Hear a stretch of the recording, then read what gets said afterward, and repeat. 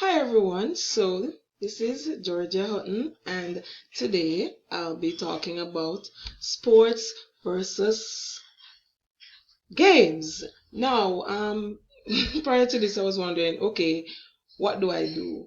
What do I present? I have so many topics that were coming to me, and I was like, oh my God.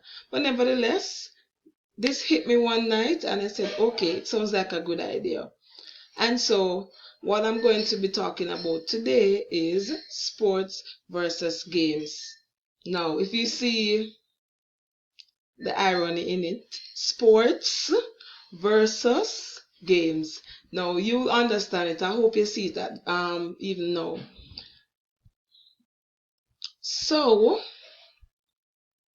I'm going to ask you a question. Who do you think will win today's matchup? Because it's a versus thing. And when you say versus, it means that you're basically going into a competition.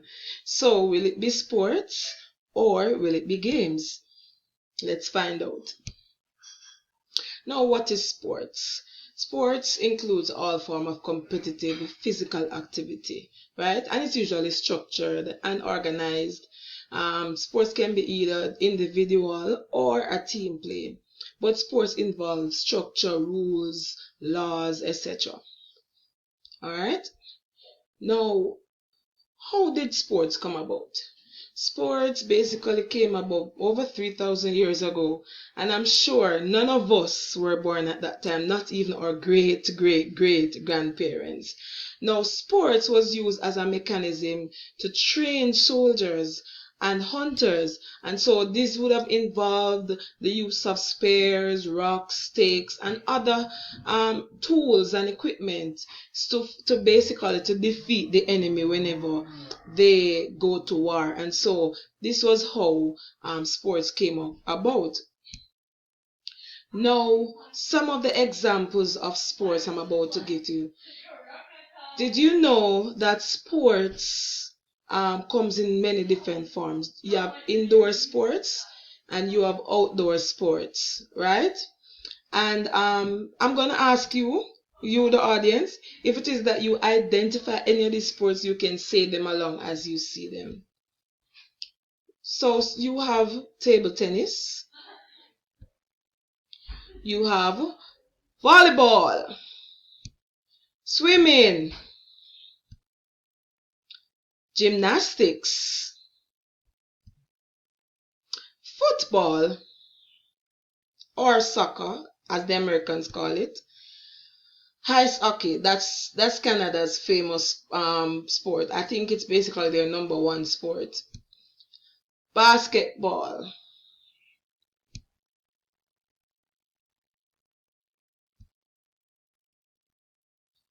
martial arts, soccer, we did that already.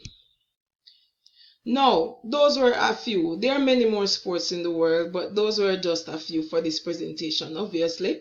Now, what are games?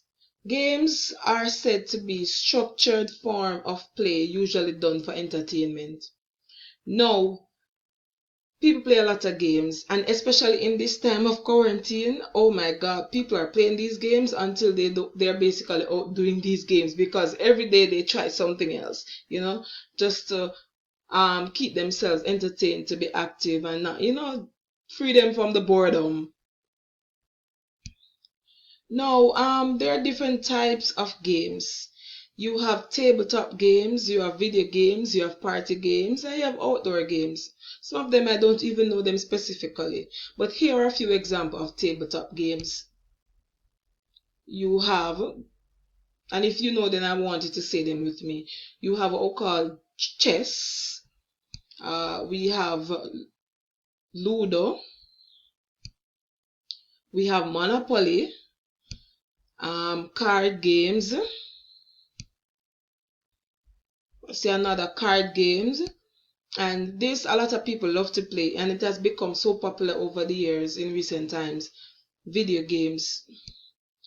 We have jacks. I played this back in Jamaica when I was using what you call we use like the ball from the deodorant, and we will use like stones, and we will have like six of them, and we'll have them We can play it in pairs or in teams. And so this is the original form, of course, but we didn't, some of us could not afford it back then, and so we used stones, etc. And this is one of them that we play as toddlers, and some of us we played it at even primary school. And when we're even old now, we just do it for fun and to reminisce on the good old days when we basically had our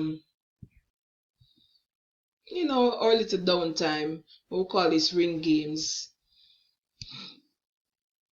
And this is another form of game where you have a hoop and you throw it in to try to get it over there. And as you can see, the ears are family. Now, people participate in sports for many different reasons, right?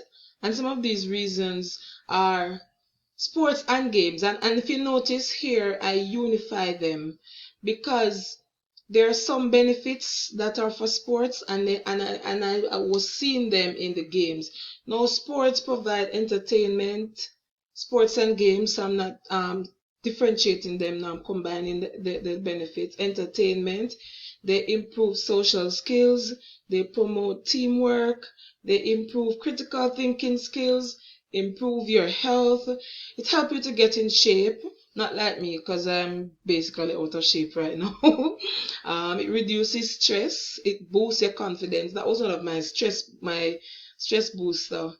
Or in high school and college, I played volleyball and I played netball and I played table tennis, and it reduces my stress. I look forward to it immediately after school, and it also you can earn scholarships from being engaged in sports and games.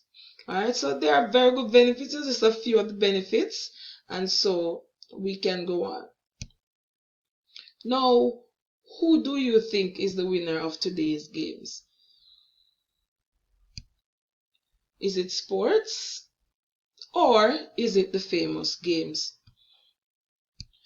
There is sports and games are very similar. What do we mean?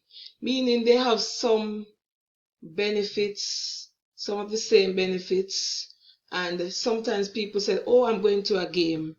And a game here was referring to like they're going to the game, like the Toronto Raptors versus like the Golden State. That's a game, right? But I don't want to go too much in it right now because I'm going to show you something at the end of this.